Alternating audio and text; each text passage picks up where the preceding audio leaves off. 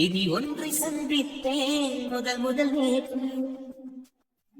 துரை வீடு தீண்டாமல் திரும்புது காற்று. நீ என்ற சொல்லும் வரை நீங்காதோ எந்த குறை.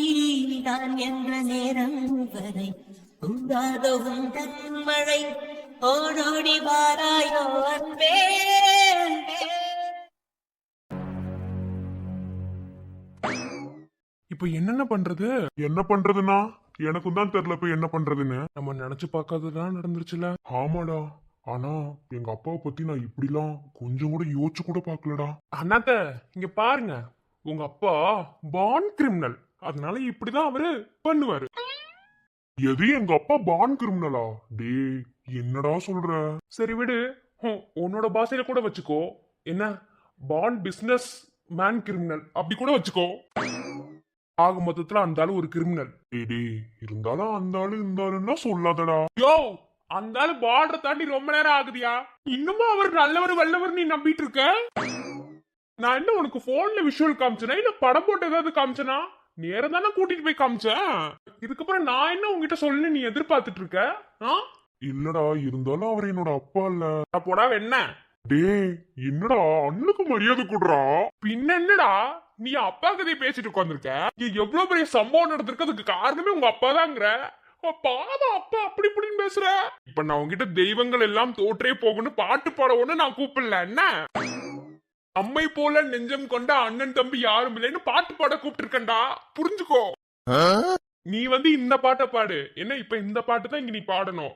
நீ தெய்வங்கள் எல்லாம் தோற்றே போகும் நீ பாட்டுல பாடினேன்னு வச்சுக்கோ, உன்னை ஏறி மிதிச்சிருவ பாத்துக்கோ. என்ன, டேய் நீ என்ன சொன்னாலும் எங்க அப்பா எனக்கு நல்லவரா தாண்டா இருந்தாரு. அதுல அவர் எந்த குறையும் வைக்கலடா. பைத்தியக்காரனே, உன்னை கூட்டு வந்து வச்சுட்டு நான் படுற பாடு இருக்கே. உங்க அப்பாவை பத்தி நானே புட்டு புட்டு வைக்கிறேன், நீ நேரா பார்த்த. இதுக்கப்புறமும் என்னடா உனக்கு? சரி அதெல்லாம் விடு, இப்ப நம்ம 2 பேரும் இங்க ஷிஃப்ட் போட்டோம், இப்ப என்னடா பண்றது?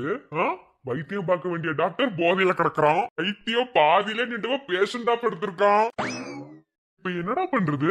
2 பேரையும் நம்ம அண்ணன் சொல்றதுக்கு ரொம்ப கேவலமா இருக்குல்ல. கடும் கேவலமா இருக்கு. என்ன பண்றது, மொத்த குடும்பமும் கிரிமினலா இருக்கு. தப்பி தவறி இந்த குடும்பத்துல நம்ம 2 பேரும் மட்டும் நல்லவனா பிறந்துட்டோம். என்னன்னா பணிவு ரொம்ப முக்கியம்டா, சும்மாருடா. சரி இப்ப உனக்கு 2 பேரும் நம்ம என்னடா பண்றது? அண்ணிங்க வரேன்னு இருக்காங்க. எது அண்ணிங்களா? ஏய் அண்ணா, இப்பதான்டா நான் கேள்விப்பட்டேன்.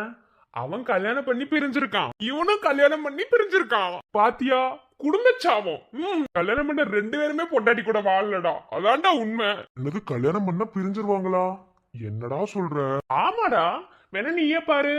சத்யன் அண்ணன் கல்யாணம் பண்ணான், அண்ணிய விட்டு பிரிஞ்சுட்டான். உதய அண்ணாவும் கல்யாணம் பண்ணிருக்கான், அவனும் அண்ணிய விட்டு பிரிஞ்சுதானே இருக்கான்.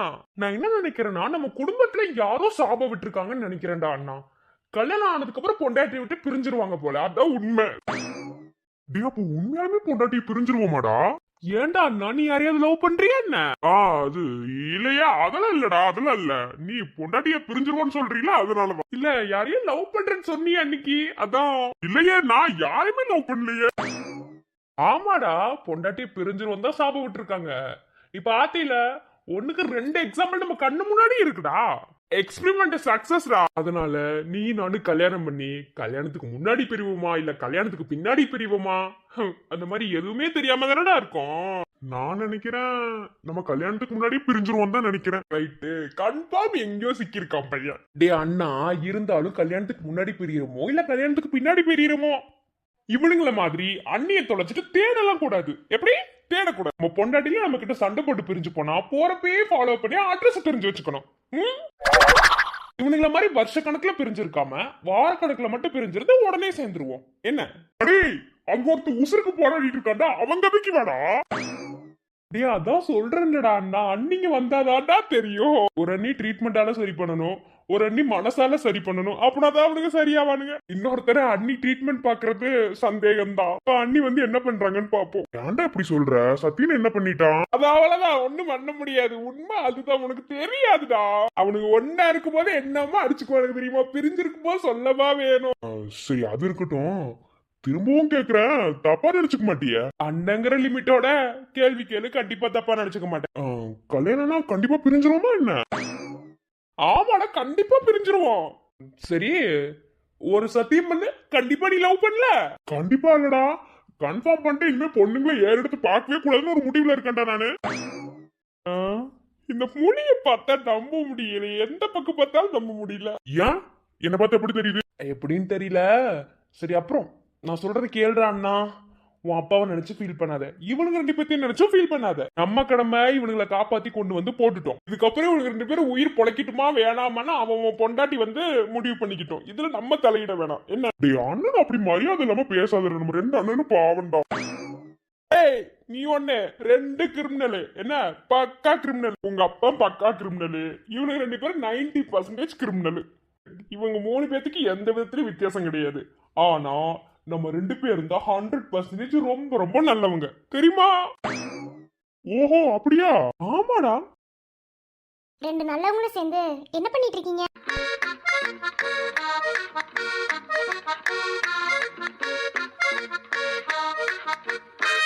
ஐயோ, தெரிஞ்சிடுச்சுடா அண்ணி. அது வந்துங்க அண்ணி, நாங்க என்ன பண்றதுன்னு நாங்க முடிச்சிட்டு இருக்கோங்க அண்ணி. இப்ப வந்து அப்படிங்க அண்ணி, இப்படிங்க அண்ணி.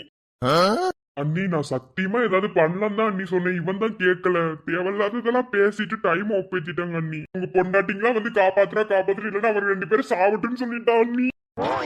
அடே, என்னடா சைடு ஆப்ல கோர்த்துட்டு நல்ல பேர் வாங்கலான்னு பார்த்துட்டு இருக்கியா நீ? நீ சொன்னது சொன்னா உனக்கு என்ன கசக்குதா? மூட்டு நில்லு அண்ணி. நான் அப்படி சொல்லல அண்ணி. அதாவது அவனுக்கு ரெண்டு பேருமே கிரிமினல் அண்ணி. அதுல ஒருத்த பக்கா கிரிமினல், ஒருத்த அதுல பாதி கிரிமினல். அது யாருன்னு உங்களுக்கே தெரியும். அப்படி இருக்கும்போது கடவுள் அவங்க ரெண்டு பேத்துக்கு தண்டனை கொடுத்துட்டாருல அண்ணி. நம்ம அண்ணிங்க ரெண்டு பேரும் பாவப்பட்டு மன்னிச்சா மன்னிக்கட்டும், அப்படி இல்லைன்னா அந்த உடம்பு அப்படியே கிடக்கட்டும்னு சொன்ன அண்ணி. இதுல ஏதாவது தப்பு இருக்குங்களா? சொல்லுங்க பார்க்கலாம். ஆமா ஆமா, உண்மைதான். அங்க அடிபட்டு படுத்திருக்கவன் 100% கிரிமினல், அங்க குடிச்சிட்டு படுத்திருக்கவன் 90% கிரிமினல், நீங்க ரெண்டு பேரும் 200% கிரிமினல். தயவு செஞ்சு 4 பேருமே பேசாதீங்க. என்ன அவன் கிரிமினல் இவன் கிரிமினல்? அண்ணி, அது ஆகப்பட்டதுங்க அண்ணி. அது குடும்ப பிளட்டுங்க அண்ணி. அது ஒண்ணு செஞ்சிடவே முடியாதுங்க. ஆமா, இந்த குடும்பத்துக்கு ஹெட்டா ஒருத்தர் இருக்காரே, அவர்கிட்ட இருந்து எப்படி இவனை காப்பாத்துனீங்க? அந்தால இவன் காணாம போன பயத்துல அங்கேயே முழு பாட்டில குடிச்சிட்டு மட்டை ஆயிட்டாரு. அவர் எங்க கொண்டு போய் விட்டுட்டு வந்தீங்க? வயசான காலத்துல பார்லயே விழுந்து செத்து போயிடாம பத்திரமா வீட்டுல கொண்டு போய் விட்டுட்டு வந்தோம், அவருக்கே தெரியாம. அப்ப அவரையும் காப்பாத்திட்டு தான் வந்திருக்கீங்க. வேற என்ன நீ பண்றது? உண்மை முழுசா தெரியாது இல்ல. இவர் எங்க அண்ணன்ற உண்மையை மட்டும் சொல்லிட்டு போனாரு. இவர் எப்படி எங்க அண்ணனை எங்க குடும்பத்துல இருந்து பிரிச்சாரு, எங்கிட்டு கடத்தி கொண்டு போய் வச்சாரு, எப்படி வளர்த்தாரு, எப்படி கொண்டு போய் இவ்வளவு தூரம் கொண்டு வந்து இங்களுக்குள்ள சேர்த்தாரு, இந்த நாய் எப்படி வளர்ந்து வச்சு, இதை பத்தி எதுவுமே தெரியாமல இருக்குல்ல நீ. அது வரைக்கும் அவரு உசுரோட வேணும் இல்லைங்க, அதனாலதாங்க. இங்க பாரு இன்பா, மரியாதை கொடுக்க கத்துக்கோ. என்ன நீங்களே சொல்லுங்க, எப்படி இவனுக்கு மரியாதை கொடுக்கறது? ஆட்டி படைச்சிருக்கான் நீ, எப்படி என்ன இவனுக்கு மரியாதை கொடுக்க முடியும்? இவனை பார்த்தா எங்க அம்மா வயிற்றுலதான் பிறந்தானன்ற அளவுக்கு இவன் இருக்கான். அப்படி இருக்கும்போது எப்படி என்ன இவனுக்கு நான் மரியாதை கொடுக்க முடியும்? உங்க அம்மா வயிற்றுலே பிறந்து உங்க அம்மா நிழல்லே வளர்ந்து உங்க அம்மா கூடவே இருந்து இன்னொருத்த மட்டும் என்ன கிழிச்சிருக்கான்? ஒண்ணும் கிழிக்கல. என் பையன் என்ன சொல்லல, அண்ணி வேற லெவல்ல சத்தியம் திட்டு வாங்கினு. இந்த ட்ரெய்லர். அடே இவங்க ரெண்டு பேரும் ஒன்னா இருந்தபோது இப்படித்தான் அடிச்சு பல்லு கட்டி உருண்டு கிடந்தாங்களாடா. இதை விட சம்பவம் தரமா இருக்கும். நீங்க எல்லாம் வளர்ற விதத்துலதான் இருக்கு. சோ அதனால நீங்க எல்லாம் பேசாதீங்க. சரி, நான் போய் உள்ள பாக்குறேன். சரிங்க நீ.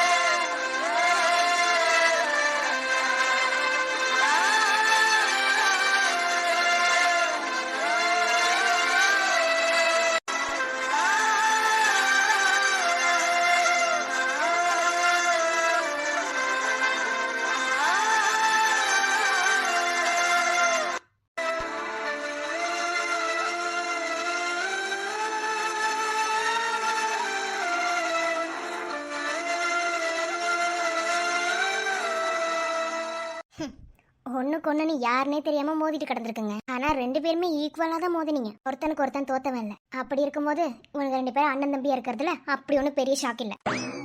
அதே மாதிரி இவனுக்கு ரெண்டு பேரும் அண்ணன் தம்பியா இருக்கிறதுல தப்பும் இல்ல. நானே உங்களை கூப்பிடணும்னு நினைச்சேன், நீங்க ரெண்டு பேருமே வந்துட்டீங்க. கார்த்திக், நீங்க என்ன பண்றீங்க அப்படின்னா, உதயோட ஒய்ஃப் இருக்காங்கல்ல, நம்ம ஹாஸ்பிட்டலோட அட்மின்ல வேலை பார்த்துட்டு இருந்தாங்கல்ல பாரதி, அவங்க வந்திருப்பாங்க. அவங்கள உள்ள கூட்டிட்டு வாங்க. யாருங்க நீ? பெரிய அண்ணிங்களா சின்ன அண்ணிங்களா? இங்க பாருங்க, உங்க குடும்பத்துல பெரிய அண்ணியும் இல்ல சின்ன அண்ணியும் இல்ல. சோ அப்படி இருக்கும்போது ரெண்டு பேரும் மரியாதையா இருக்க கத்துக்கோங்க. ஃபர்ஸ்ட் அண்ணிங்கிற வார்த்தையை உங்க வாயில இருந்து டெலீட் பண்ணுங்க. என்ன அண்ணி அது மைண்ட்ல பதிஞ்சிருச்சு அண்ணி, மெமரியில அப்படியே சேவ் ஆயிருக்காது, எப்படி அண்ணி டெலீட் பண்ண முடியும்? அது என்ன சிஸ்டமாங்க அண்ணி? தேவையில்லாத டேட்டாஸ்ல டெலீட் பண்ற மாதிரி மைண்டுங்க நீ மைண்டு. கார்த்திக் குழந்தனாரே, நீங்க நல்லா தான் இருந்தீங்க. தயவு செஞ்சு இன்பா கூட சேராதீங்க. அவரோட சாயல் அப்படியே உங்களுக்கு ஒட்டுது. இந்த மாதிரி ஒருத்தர் ஒரு விஷயம் பேசிட்டு இருக்கும் போது இடையில கவுண்டர் கொடுக்க பழக்கம்லாம் உங்களுக்கு கிடையாது. அதை யார் பண்ணுவாங்கன்னு நிக்கிறாரே அவருக்கே தெரியும். இது பேட் ஹாபிட்னு நிறைய டைம் சொல்லி கொடுத்தா அவர் என்ன திருந்தவே இல்லைன்னா பாத்துக்கோங்க. அவர் அண்ணி மேல வச்சிருக்க மரியாதைய. அண்ணி அது வந்துங்க அண்ணி, அப்படி இல்லைங்க அண்ணி, அது வந்து சத்தியம் சொல்லி இப்ப என்கிட்ட சம்பந்தம் இல்லாம அவனுக்கு ஒருத்தர் அவன் தாண்ட பலியாடு. என்ஜாய் பண்ணி சாப்பிட்டு பாருங்க, இவங்க ரெண்டு பேர்த்தையும் நீங்க உயிரோட இங்க இருந்து கூட்டிட்டு போகணும்னா ரெண்டு பேரும் ஒழுங்கா இருங்க. நீங்க ரெண்டு பேரும் ஒழுங்கா இருந்தா தான் கூட்டிட்டு போக முடியும். இல்ல நான் இன்பா கூட சேர்ந்து இப்படிதான் ஃபன் பண்ணிட்டு நான் சுத்துவேன் அப்படின்னா ரெண்டு பேரோட அண்ணன் கதையை இங்கே முடிச்சுட்டு போயிருவேன். ஐயோ அண்ணி இப்பெல்லாம் பேசாதீங்க அண்ணி, என் அண்ணி நாளைக்கு காலைல தெரிஞ்சிருவான், அவன் வைத்தியம் பாப்பான், அவன் கிளிப்பான். ஐயோ அது எப்படி அண்ணி இப்படி சொல்லுவீங்க? எங்க அண்ணன் நல்ல டாக்டர் தானே, நல்லதான ட்ரீட்மெண்ட் பார்ப்போம். அதுவும் உங்களோட பெஸ்ட் டாக்டர் தானே. அதுல எங்க அண்ணன் காலையில எந்திரிச்சு எங்க அண்ணனை காப்பாத்திடுவான். அதுக்கு முதல்ல உங்க அண்ணன் கண்ணு முழிக்கணும். அது என் கையில தான் இருக்கு. உங்க அண்ணனை கண்ணு முழிக்க வைக்கவா வேண்டாமா? அண்ணி அப்ப அவன் உங்களுக்கு புருஷன் இல்லையா அண்ணி? ஆமா புருஷன்.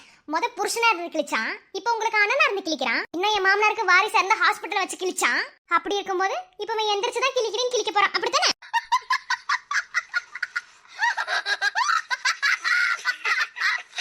ஏன்டா இத்தனை கிழிச்சதுக்கு அப்புறம் நம்ம பேசினா மரியாதை இருக்காது என்ன? ஆமா ஆமா அண்ணி, பாவம் பார்த்து இவனுக்கு ரெண்டு பேர்த்தையும் காப்பாத்தி விட்டு போயிருங்க அண்ணி, கோடு கும்பிடு போடுறேன். சென்னை மெரினா பீச்ல நான் செலவைக்கிறேன், நீ இவங்க ரெண்டு பேர்த்தையும் காப்பாத்திட்டீங்கன்னா. ஆமா சேலை இப்ப நான் கேட்டேன். இங்க பாருங்க, ரெண்டு பேரும் இப்ப பேசின மாதிரி கரெக்டா பேசுனீங்கன்னா உங்க அண்ணன் நாளைக்கு கண்டுபிடிப்பான். இல்லனா 15 வருஷமா மறைஞ்சிருந்தவன ஒரே இடம் மறைச்சு வச்சுட்டு போயிருவேன். ஐயோ அண்ணி நீங்க செஞ்சாலும் செய்வீங்க, உங்க மேல எனக்கு நம்பிக்கை இருக்கு. நான் போய் அவங்களை கூட்டிட்டு வரேன் அண்ணி. என்ன மூஞ்ச பாவமா வச்சிருக்க பாரு. நீ மூஞ்சிய பாவமா வச்சிருந்தாலும் சரி, இல்ல நீ அழுதுட்டு இருந்தாலும் சரி, அதெல்லாம் நான் நம்ப மாட்டேன். சத்தியன ஜெராக்ஸ் எடுத்து பார்த்தோன்னா அதுல உன் பேர் தான் எழுதியிருக்கும். சோ ஒழுங்கா வாய மூடிட்டு இவருக்கு ரெண்டு பேர் பெட்டையும் தனித்தனியா பிரிச்சு பக்கத்து பக்கத்து ரூம்ல போடு.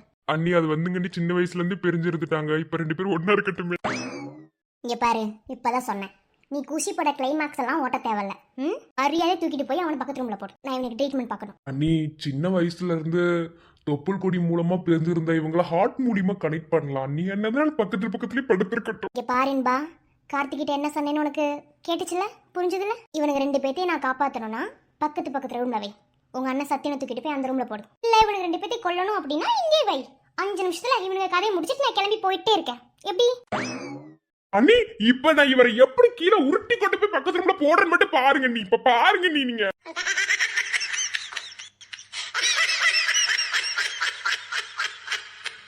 புரிஞ்சதுல? தூக்கிட்டு போ. உதய தூக்காத, அவருக்கு உடம்புல அடிபட்டிருக்கு. அவரை ஸ்ட்ரெயின் பண்ண விடாத, பெயினா இருக்கும். உங்க அண்ணன் தூக்கிட்டு போ. அவனை கீழே போட்டு உருட்டி எடுத்துட்டு போவியோ இல்லை தூக்கி மிதிச்சு எடுத்துட்டு போவியோ எனக்கு தெரியாது. ஆக மொத்தத்தில் அவன் இந்த ரூம்ல இருக்கக்கூடாது. தூக்கிட்டு போய் பக்கத்து ரூம்ல போடு. எனக்கு தெரியும் நீ உங்க ஆப்ஷன்ல இவ தான் இருப்பான்னு. இப்ப பாருங்க, இப்ப தூக்கிட்டு போற நீ. இந்த நாயாலதான் அத்தனை பிரச்சனையா நீ. கூடவே இருந்த அண்ணன் கண்டுபிடிக்காம இருந்துட்டானே நாய். கிட்ட போனே பாட்டு கேட்டிருக்க வேணாமா? தென்மதுரை வைகை நதி தினம் பாடும் தமிழ் பாட்டு அப்படின்னு பாட்டு கேட்டிருக்க வேண்டாமா நீ?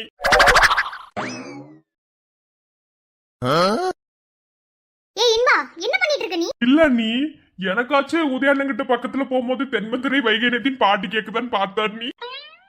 இங்க பாருன்பா, எதுவா இருந்தாலும் ஒரு லிமிட்டுக்கு தான். என்ன என் பொறுமையை ரொம்ப சோதிச்சுட்டு இருக்க நீ. இந்த விளையாட்டெல்லாம் அப்புறமா வச்சுக்கோ, புரியுதா? உங்க நொண்ணை எந்திரிச்சதுக்கு அப்புறம் என்ன வேணாலும் பண்ணு. இவருக்கு நான் ட்ரீட்மெண்ட் பார்க்கணும். என்ன நினைச்சிட்டு இருக்க? தூக்கிட்டு வந்து அப்படியே போட்டு வச்சிருக்கீங்க. அவர் ஆக்சிஜன்ல தான் மூச்சை விட்டுட்டு இருக்காரு. இன்னும் ஆக்சிஜன் மாஸ்க் நீங்க மாட்டவும் இல்ல. என்ன நினைச்சிட்டு இருக்கீங்க? அவருக்கு ஆக்சிஜன் கொடுக்கறதுக்கு ஒரு இன்ஜெக்ஷன் அது போடுவேன். அதையும் இன்னும் நான் போடல. சரிங்க நீ கோவப்படாதீங்க. நான் இப்போ கிளம்பிடுறேன். சும்மா ஒரு ஃபன்னுக்காக. ஃபன் எல்லாம் அப்புறம் வச்சுக்கோங்க. என்ன வாங்க தூக்குங்க முதல்ல அவனை. அபி சாரி அபி, நான் தப்பு பண்ணல அபி. அபி தப்பு பண்ணலடி, சாரி அபி. அபி நான் தப்பு பண்ணல அபி, வேணும் பண்ணலடி, சாரி.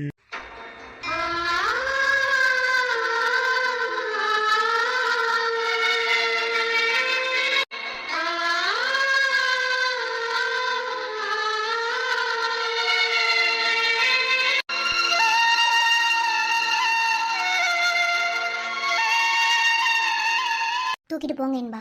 ம் சரிங்க அண்ணி.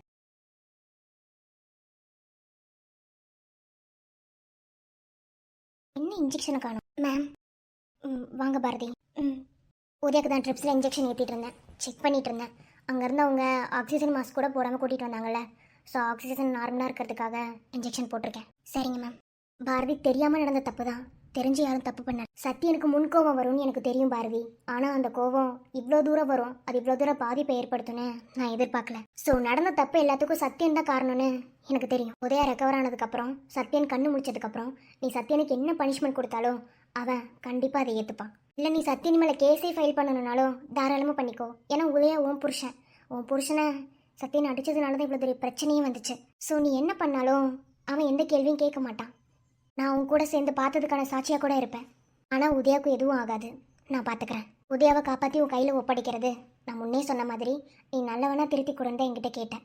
ஆனால் நான் இப்போ இப்படி ஒரு சுச்சுவேஷன் வந்ததுனால அவரோட உயிருக்கு எந்த ஆபத்தும் இல்லாமல் நல்லபடியாக திருப்பி அவரை உன் கையிலே நான் கொடுத்துட்றேன்.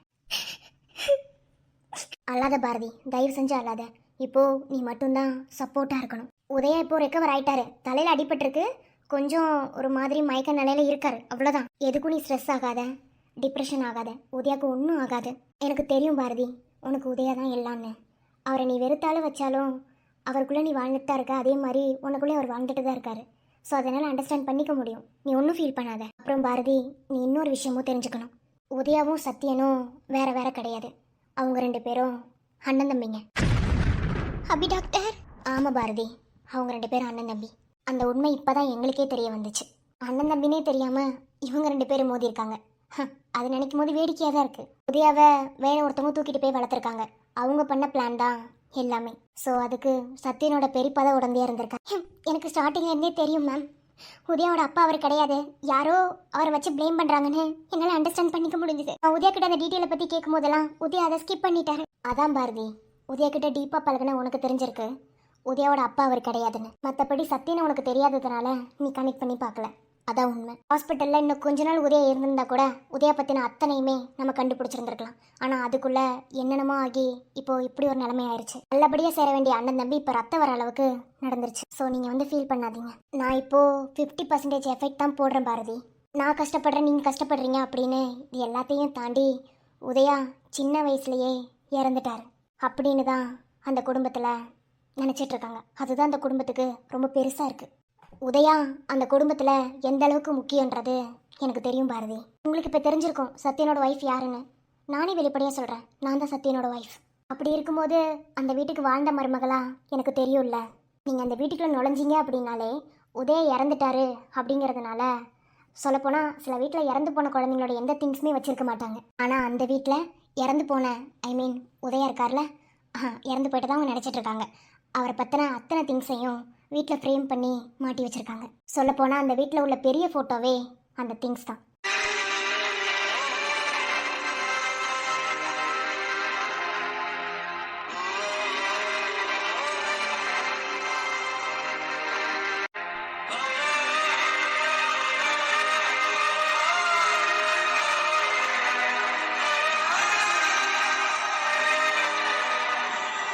ஸோ அவங்க அம்மா இந்த அளவுக்கு அழுகுறாங்க, அவங்க அப்பா இந்த அளவுக்கு அழுகுறாங்க. சின்ன வயசுலேயே ஒரு குழந்தை, அதுவும் முதல் குழந்தை இறந்து போயிட்டேன்னு சொன்னால் அந்த பாதிப்பு எவ்வளோ தூரம் இருக்கும் தெரியுமா? ஆனால் என்னமோ தெரியல, அந்த குழந்தையோட பாதிப்பு இன்னமும் அந்த குடும்பத்தில் இருக்கவங்க எல்லாருக்குமே இருக்க தான் செய்யுது. அந்த இழப்பை அவங்களால தாங்கிக்கவும் முடியலை, அதை ஏற்றுக்கவும் முடியலை. அவங்களால ஏற்றுக்க முடியாத ஒரு சுச்சுவேஷன்னால தான் கடவுள் திரும்ப உதயாவை கம்பேக் கொடுத்துருக்காரோன்னு கூட இப்போ எனக்கு தோணுது. இப்போது கண்ணு முழிச்சாலும் உங்களை காட்டிலும் என்ன காட்டிலும் ஏன் எல்லாத்தையும் காட்டிலும் அதிகமாக வலிக்க போகிறது சத்தியனுக்கு மட்டும்தான். சத்தியன் இப்போ ஒரு பெயின் கில்லர் மாதிரி ஒரு விஷயத்தில் இருக்கான். ட்ரிங்க் பண்ணியிருக்கான், அதுவும் ஹெவியாக பண்ணியிருக்கான். ஸோ அவனுக்கு தெரிஞ்சதுக்கப்புறம் நம்ம அவன்கிட்ட சொல்ல போகிற இந்த விஷயத்த அவன் கேட்டதுக்கப்புறம் நம்ம எல்லாரை விட அதிகமாக வலிக்க போகிறது சத்தியனுக்கு மட்டும்தான். அது எனக்கு நல்லாவே தெரியும். ஸோ உங்களுக்கு புரியும்னு நினைக்கிறேன். அவன் கூட வாழ்ந்த வாழ்க்கையிலையும் சரி, அவனை லவ் பண்ண அந்த லைஃப்லேயும் சரி, அவன் உதயாவை பற்றி பேசாத நாளே கிடையாது. உதயாங்கிற பேர் தான் அவனுக்கு தெரியாதே தவிர அண்ணன் அண்ணன் அண்ணன் இருந்திருந்தா இப்படி இருந்திருக்கோம் அப்படி இருந்திருக்கோம், அண்ணன் அண்ணன் அண்ணன் ஒரு நாளைக்கு 1000 தடவை 1 கோடி தடவையாது அண்ணன்ற வாடை யூஸ் பண்ணாமல் அவன் இருக்கவே மாட்டான். ஒரு நாளைக்கு 1 தடவையாது உதய பற்றி அவன் என்கிட்ட பேசுவான். அதுக்கு கவுண்டிங்கே இல்லை பாரதி. அண்ணன்ற ஒருத்தன் இருந்திருந்தா எனக்கு நல்லா இருந்திருக்கும் நான் அத்தனை தடவை என்கிட்ட சொல்லி அதை என் காதால நான் கேட்டிருக்கேன். ஸோ அப்படிப்பட்ட அண்ணன் மேலே அவ்வளோ உயிரை வச்சிருக்கான். ஆனால் இப்போ அண்ணன் தெரிஞ்சதுக்கப்புறம் அண்ணனே தெரியாமல் இவன் உயிர் போகிறதுக்கு நம்மளே காரணமாயிட்டோன்னு சொல்லி அவன் தன்னவே கில் பண்ணிப்பான். அப்போது அவனுக்கு ரொம்ப பெயின் கொடுக்கும். அதை என்னால் உணர முடியும். பிரிஞ்சுதான் இருக்கேன் பாரதி. அதுக்காக அவன் மனசை புரிஞ்சுக்காம இல்லை. அவன் கூட 2 வருஷம் நான் வாழ்ந்திருக்கேன். அந்த வாழ்ந்த வாழ்க்கையில் அவனை பற்றி நிறையவே நான் புரிஞ்சுக்கிட்டேன். கல்யாணத்துக்கு முன்னாடி நாங்கள் 2 பேர் லவ் பண்ணோம். ஆக்சுவலாக எங்கள் மேரேஜ் லவ் மேரேஜ் தான். லவ் பண்ணி அப்புறம் நாங்கள் அரேஞ்ச் பண்ணிக்கிட்டோம். ஸோ லவ் பண்ணப்போய் சரி, கல்யாணம் பண்ணிவிட்டு அவன் கூட வாழ்ந்தப்போய் சரி, அவனோட மனசை என்னால் புரிஞ்சுக்க முடியும். உங்களால் இதை உணர முடியுதான்னு எனக்கு தெரியல. ஆனால் ரியாலிட்டி இதுதான் பாரதி. அவன் கண்ணு முழிச்சதுக்கப்புறம் யாருமே அவனுக்கு பனிஷ்மெண்ட் கொடுக்கணும்னு அவசியம் கிடையாது. இந்த உண்மை தெரிஞ்சதுக்கப்புறம் அவனே அவனுக்கு பனிஷ்மெண்ட் கொடுத்துப்பான். அதே மாதிரி நான் திரும்பவும் சொல்கிறேன், 50% தான் நான் உதயாவை காப்பாற்ற போகிறேன். மீதி 50% சத்யன் தான் உதயாவை காப்பாற்ற போகிறான். இதுக்கப்புறம் அவங்க அண்ணன் மேலே ஒரு துரும்பு படுறதை அவன் ஒருபோதும் அனுமதிக்க மாட்டான். அதே மாதிரி அவங்க அண்ணன் நம்ம எல்லாத்தையும் விட்டுட்டு போகிறதையும் அவன் கண்டிப்பாக அக்செப்ட் பண்ணிக்கவே மாட்டான். இங்கே பாருங்க பாரதி, உங்கள் உதயாவை எழுப்பி உட்கார வைக்க போகிறது சத்யன் தான். அழாதீங்க பாரதி, என்ன தைரியமாக இருங்க. எல்லாத்தையும் நம்ம மாற்றிடலாம். நான் சத்யன் ரூம் வரைக்கும் போயிட்டு வந்துடுறேன். பார்த்துக்கோங்க. ட்ரிப்ஸ் போட்டிருக்கேன். காலி ஆகிடுச்சுன்னா என்னை கூப்பிடுங்க, நான் வேற போட்டுறேன். இப்போதைக்கு ஒரு மயக்க நிலையில தான் இருக்கார். ஏன்னா நான் ஹெவி டோஸ் வச்சு தான் அவருக்கு மருந்து ஏற்றிருக்கேன். ஓகே, சரிங்க மேம். உதயா,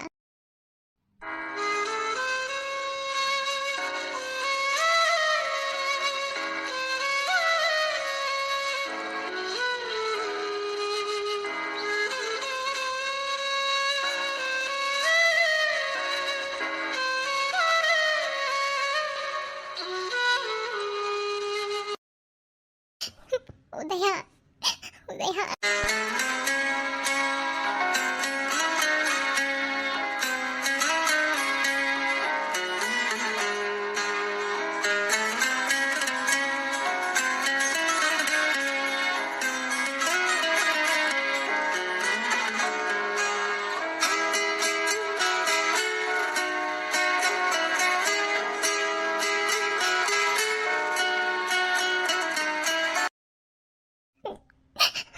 உதயா, உன்னை இப்படி ஒரு நிலைமையில நான் பார்ப்பேன்னு நினைக்கலடா. இப்படிலாம் உன்னை பார்க்கணும்னு நினைச்சிருந்தா நான் அன்னைக்கே உயிரோட இல்லாம இருந்திருப்பேன். நம்ம குழந்தை போன அன்னைக்கே. சத்யன் சார் ஏதோ ஒரு கோவத்துல தான் அப்படி உங்ககிட்ட நடந்துக்கிட்டாரு.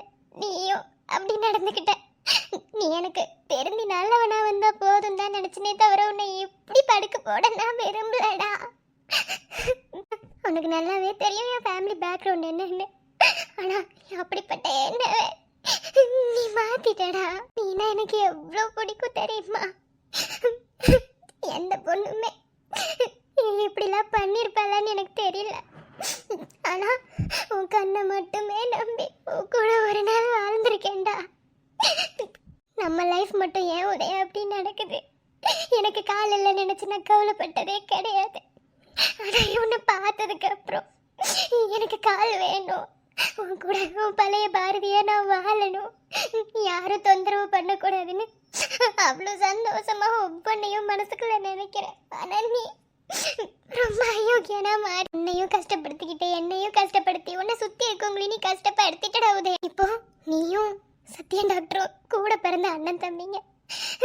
இதெல்லாம் எக்ஸ்பெக்ட் பண்ணவே இல்லை. அப்போ நம்ம எல்லாம் ஒரே ஃபேமிலியா? நீ கண்ணு மூடி உனக்கு எல்லா உண்மையும் புரிய வச்சு நீயும் ஓ தம்பி கூட சேரணும். இவ்வளோ நாள என் உதயாவை ரொம்ப கஷ்டப்படுத்தி அந்த படுபாவி உன்னை வளர்க்க சொல்லி இருந்திருக்கா. அதனாலதான் நீ இப்படி இருந்திருக்க. இல்லைன்னா நீயும் எல்லாரும் மாதிரி தாண்டா இருந்திருப்ப. I love you Udaya, I love you so much. இனிமே உனக்கு ஒன்றும் ஆக விட மாட்டேன். உன்னை நானே பார்த்துக்கிறேன். எனக்கு கால் இல்லைனாலும் பரவாயில்ல, உன்னை நானே பார்த்துக்கிறேன். உனக்கு இனிமே யாருனாலும் எந்த பிரச்சனையும் வரவிட மாட்டேன். பாரதி இருக்க, உன் பாரதி இருக்கண்டா.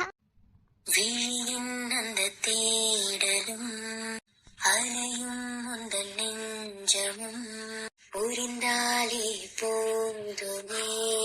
7 ஜென்மம் தாங்குவே. அனல் மேலே வாழ்கிறாய், நதி போலே பாய்கிறாய். ஒரு காரணம் இல்லையே மீசை வைத்த பிள்ளையே. இதை காதல்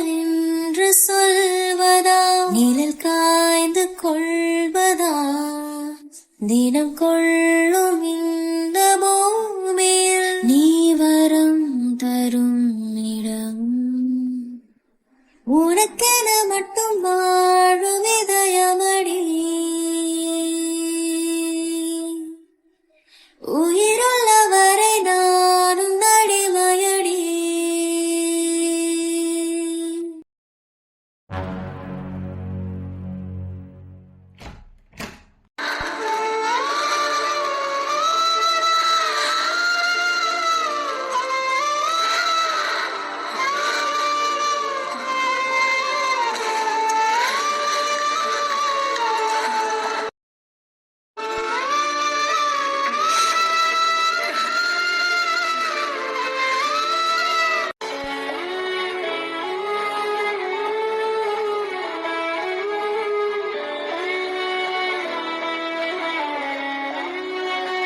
சாரி அபி, அபி சாரிடி, நான் வேணும் பண்ணலடி, நான் அப்படி பண்ணிட சாரி அபி.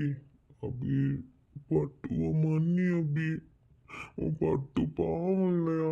குடிச்சிட்டு சாரி கேட்கறதே உனக்கு பொழப்படா. எல்லாரையுமே கஷ்டப்படுத்தி பார்த்துட்டேன். நான் நாளைக்கு காலையில் உன் போதை தெரிஞ்சதுக்கப்புறம் நீ பட போகிற கஷ்டத்துக்கு அளவே இல்லை. நான் பேசினேன் தான், ஆனால் நான் கரெக்டாக தானே பேசினேன்.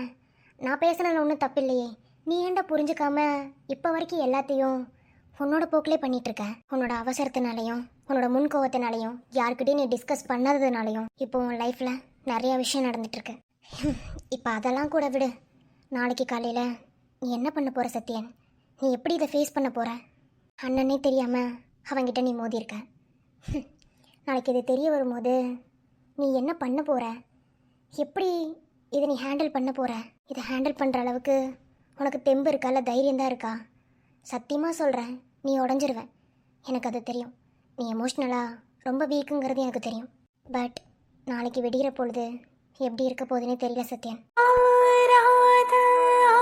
ஆசைகள் தோன்றும் என்னை தூண்டும் ஆனாலும் வாய் பேச அஞ்சும் இந்த நெஞ்சம் அவன் பேரை நாளும் அசை போடும் அவன் போகும் பாதை நிழல் போல செல்லும் மௌனம் பாதி மோகம் பாதி என்னை கொல்லும் என்னாலும்.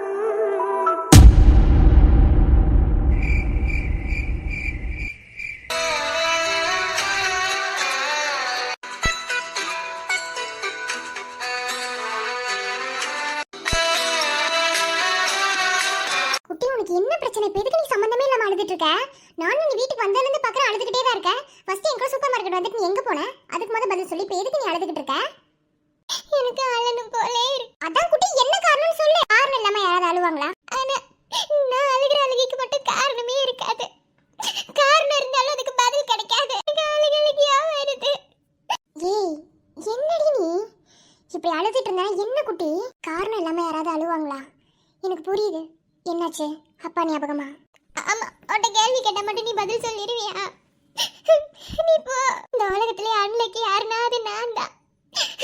என்னதான் எவ்வளவுதான் சந்தோஷமா இருக்கிற மாதிரி இருந்தாலும் ஏதாவது ஒரு விஷயம் ரொம்ப மைனஸா இருக்கு லைஃப்ல. அந்த மைனஸ் தான் மனசை ஒவ்வொரு நிமிஷமும் கொல்லுது. நான் இவ்வளவு கஷ்டப்படணும்னா நான் ஏன் இந்த உலகத்துக்கு வரணும்? என்ன படிக்காமலே இருந்திருக்கலாம்ல. குட்டி, நீ சம்பந்தமே இல்லாம ஃபீல் பண்ணிட்டு இருக்கடி. இப்போ எதுக்கு அழுகுறேன்னு கேட்டா சொல்லவும் மாட்ற. சாப்பிடல நீ? வா சாப்பிடு முதல்ல. எனக்கு ஒண்ணு வேணாம், நீ போ. இங்க பாரு, இப்படி அடம் பிடிச்சிட்டு இருந்தேன்னா அவ்வளவுதான் பாத்துக்கோ. என்ன? போய் சாப்பாடு எடுத்துட்டு வரேன், சாப்பிடு. வேணாம் சித்தி, வீடு சொன்னா. ஏய், என்னடி உடம்பு இப்படி கொதிக்குது? அது கொதிச்சா கொதிச்சிட்டு போகுது, நீ வீடு. டேய், ஃபீவர் அடிக்குது, விடா.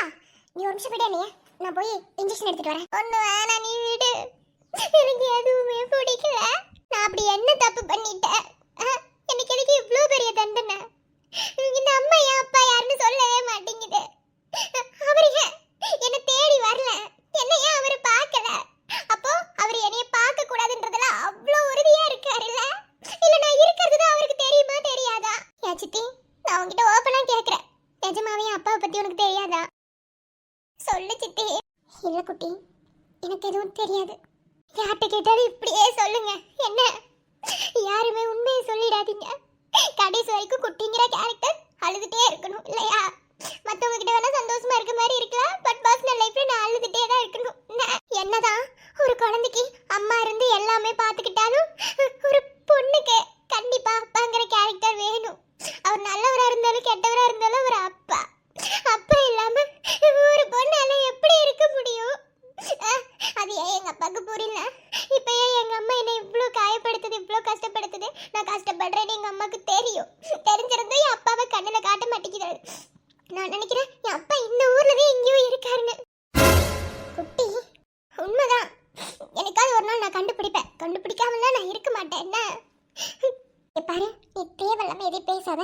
நீ முதல் எந்திரி, நான் இன்ஜெக்ஷன் போடுறேன். ஹெவி ஃபீவரா இருக்குடி. காய்ச்சல் ரொம்ப வந்துச்சுன்னா அப்படி என்ன கொண்டுவா. ஏன் அது கவலைப்படணும்? எனக்கு காய்ச்சல் வந்தா என்ன, இல்லைன்னா என்னன்னு போனாதான் அதுக்கு என்ன? என் லைஃப்ல எனக்கு எது முக்கியம்னு அதுக்கு தெரியுமா? அதுக்கு தெரிஞ்சிருந்தா என்ன இவ்வளவு காயப்படுத்தி இருக்குமா? எனக்கு எதுவுமே வேணாம், என்ன விட. எப்படியே இருக்கேன், என் காய்ச்சலே சரியாக வேண்டாம். எனக்கு எங்க அப்பா வேணும். குட்டி லூசு மாதிரி பேசாத குட்டி. இது என்ன பழக்கம்? இப்போ வந்து அப்பா வேணும் நடம் பிடிக்கிறது. நீ அமைதியாரு. முதல்ல நீ எங்கடி போன? இன்னைக்கு லீவுன்னு தானே சொன்னேன். அது ஸ்கூல் லீவ் விட்டுருக்காங்க மொத்தத்திலேயே.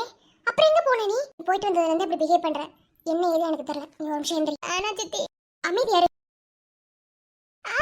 வலிக்குது. அவ்வளவுதான் சரியாயிடும். தூங்கு. சித்தி பக்கத்திலே படுத்துக்க. தூங்கு.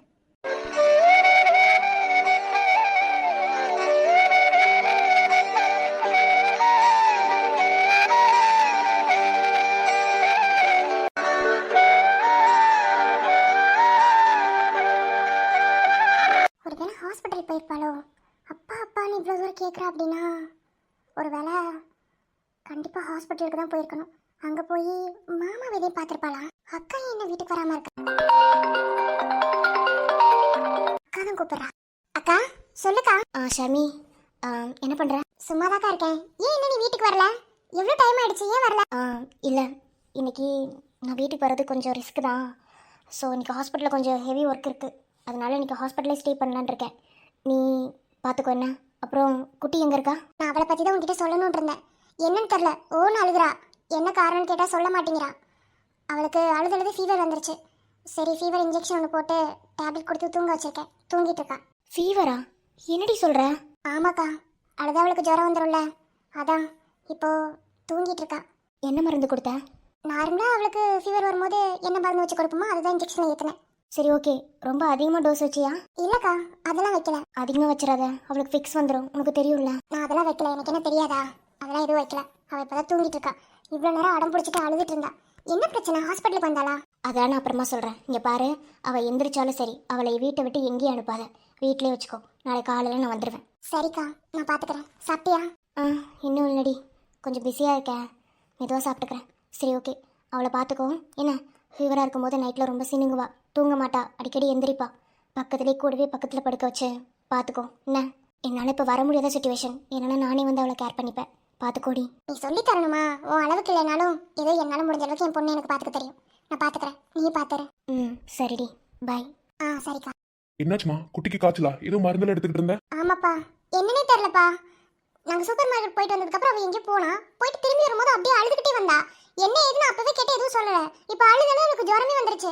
இப்பதான் இன்ஜெக்ஷன் போட்டு டேப்லெட் கொடுத்து தூங்க வச்சிருக்கேன். என்னமோ தெரியல, கொஞ்ச நாளா வீட்டுக்குள்ள எல்லா தலையில தான் நடக்குது. ஒன்னும் சண்டை போடுறீங்க, பேசிக்கிறீங்க, ஒண்ணுமே புரியல. எனக்குமே ஒண்ணுமே புரியலப்பா. உங்களுக்கு நல்லாவே தெரியும் மாமா வேலை செய்யற, மாமாவோட ஹாஸ்பிட்டல்ல தான் அக்கா வேலை செய்யறாங்க. இப்போ குட்டி அங்கே அடிக்கடி வர்றா என்ன பார்க்கறதுக்கும். ஏன்னா அந்த காலேஜில் தானே நானும் படிக்கிறேன். ஸோ அங்கே போகிறதுக்கும் வர்றதுக்கும் இந்த மாதிரி நிறைய இருக்கு. பட் இன்னைக்கு அவள் அழுதது அவங்க அப்பாவை கேட்டுப்பா. என்னமா சொல்ற? ஆமாப்பா, ரொம்ப அழுதா அவளை சமாளிக்கிறது ரொம்ப கஷ்டம். அதனால எப்படியோ சமாதானப்படுத்தி தூங்க வச்சிட்டேன். அபியோட வாழ்க்கை எப்போ மாறப்போகுதுன்னு ஒன்றுமே புரியல. அந்த கடவுள் தான் ஏதாவது வழி பண்ணணும்.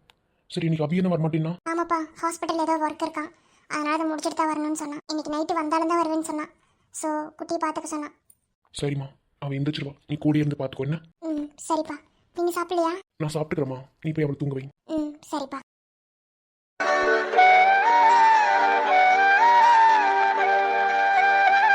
பட்டு, சத்தியம் டாக்டர் தப்பு பண்ணல பட்டு, எனக்கு தெரியும். நீ போய் அம்மாட்ட சொல்லு பட்டு. அம்மா புரிஞ்சுக்க மாட்றா, அம்மா சண்டை போடுறா. சத்தியம் டாக்டர் ரொம்ப ரொம்ப நல்லவர் தெரியுமா? அவரு ரொம்ப குட் பாய். அவர் தப்பு பண்ணல, அத அம்மா கிட்ட சொல்லு பட்டு நீ.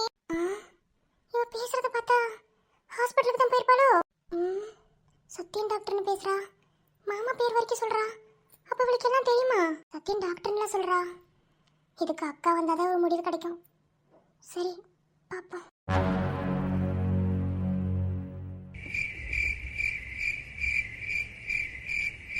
ஏங்க தூங்காம என்ன பண்ணிட்டு இருக்கீங்க? தூக்கம் வரலமா? தூக்கம் வரலையா? ஏன் என்னாச்சு? டேப்லெட்ல கொடுத்துட்டனே, ஏன் தூக்கம் வராம இருக்கு? ஒரு யோசனை. அதான். என்ன யோசனைங்க? ஒன்றும் இல்லை, நம்ம ஆஃபீஸில் வெண்பான்னு ஒரு பொண்ணு. வெண்பா? அன்னைக்கு நான் கூட ஆஃபீஸ் வந்தபோது ஜனனி இன்ட்ரடியூஸ் பண்ணி வச்சா அந்த பொண்ணா? ஓ, உனக்கு அந்த பொண்ணு தெரியுமா? அந்த பொண்ணோட பேக்ரவுண்டு ரொம்ப ஃபீல் பண்ணுறாப்புல இருக்கு. அப்படின்னா? அவளுக்கு உறவுன்னு சொல்லிக்கிறதுக்கு யாருமே கிடையாது. அவள் ஒரு ட்ரஸ்ட்டில் தான் வளர்ந்துட்டு வரானாம். நம்ம இந்த குழந்தைங்களெல்லாம் அனாதாசிரமத்தில் விட்டுட்டு போகிற பேரண்ட்ஸ் கிட்ட அவங்க குழந்தை சேர்த்து வைக்கிறதுக்கு ஒரு ஸ்கீம் நடத்திட்டு இருக்கோம்ல, அந்த பொண்ணுக்கும் அதை பண்ணலான்னு தோணுச்சு. இன்னைக்கு அந்த பொண்ணுக்கிட்ட அதை பற்றி நான் பேசினேன். ஏங்க அது நீங்கள் சின்ன குழந்தைங்களுக்காக பண்ணிட்டு இருக்கீங்க, அந்த பொண்ணுக்கு நீங்கள்? ஏமா, அந்த பொண்ணு பார்த்தா உனக்கு குழந்தை மாதிரி தெரிலையா? உனக்கு வேணா அதை பார்க்கும்போது பெரிய பொண்ணாட்ட தெரிலாம். ஆனால் அந்த பொண்ணு என்கிட்ட ஃபீல் பண்ணி பேசும்போது அப்படியே மனசுக்குள்ளே என்னமோ பண்ணுச்சு. அது என்னன்னு கூட என்னால் சொல்ல முடியல. அந்த அளவுக்கு அந்த பொண்ணோட ஃபீலிங்ஸ் இருந்துச்சு.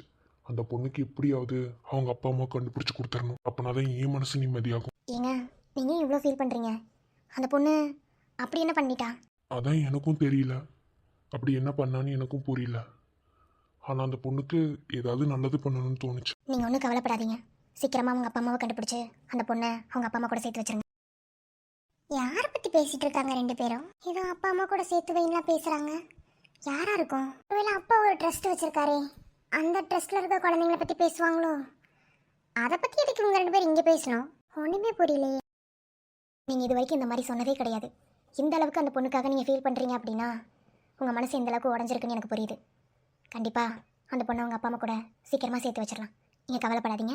இல்லைம்மா, அந்த பொண்ணு ஃபீல் பண்ணும்போது என்கிட்ட சொல்லுச்சு, என்ன காரணத்துக்காக என்னை அனாதை ஆசிரமத்தில் விட்டாங்கன்னு தெரியல, ஆனால் இந்த மாதிரி என்னை அனாதை ஆசிரமத்தில் தான் விடணும் அப்படின்னு தோணுச்சுன்னா அவங்க ஏன் என்னை பெற்றுருக்கணும், பெற்றுக்காமலே விட்டுருந்துருக்கலாம்ல அப்படின்னு ஒரு வார்த்தையை கேட்டா. அந்த வார்த்தை என் நெஞ்சில் இடி விழுந்த மாதிரி இருந்துச்சு.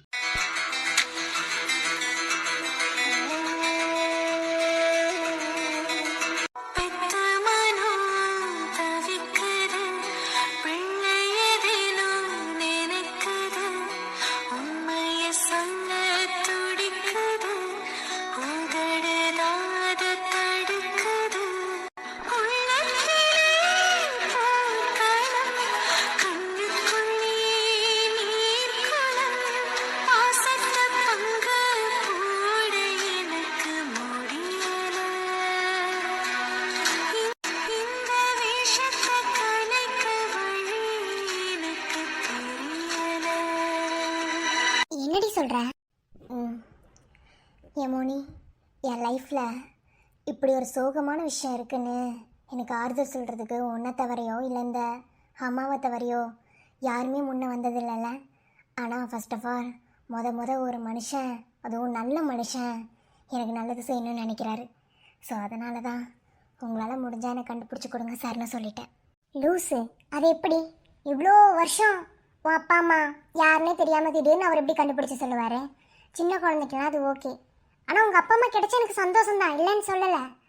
ஆனால் இவ்வளோ வயசுக்கு அப்புறம் அவங்க உனக்கு கிடச்சி அவங்க ஏன் உன்னை விட்டுட்டு போனாங்கன்ற காரணத்தை நீ தெரிஞ்சு நீ ஃபீல் பண்ணுறதுக்கு அவங்க வேணாமே நான் நினைக்கிறேன். நானும் அப்படி தான் நினச்சேன்.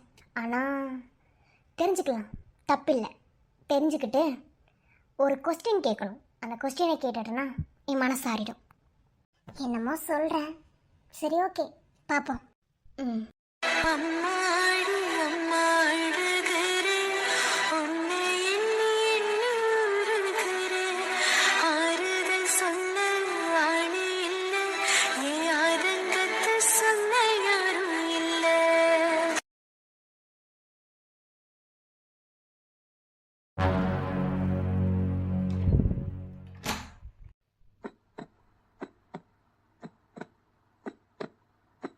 கொடி சொந்தம் ஒண்ணு தொலைஞ்சு போனதே, அத்து விட்ட காயம் அது ஆறி போனதே, யாரு செஞ்ச பாவம் இது எந்த நெஞ்சு தாங்குறது, தாய்ப்புள்ள பாசம் இது எந்த சாமி சேர்க்கிறது, கண்ணுக்குள்ளே இருந்ததெல்லாம் உண்மையானதே, காஞ்சு போன கண்ணீர் தடம் ஈரமானதே, பெத்த தாய்க்கு புள்ள வாசம் மறந்து போனதே, அடக்காலம் செஞ்ச கோலம் மாறி போனதே.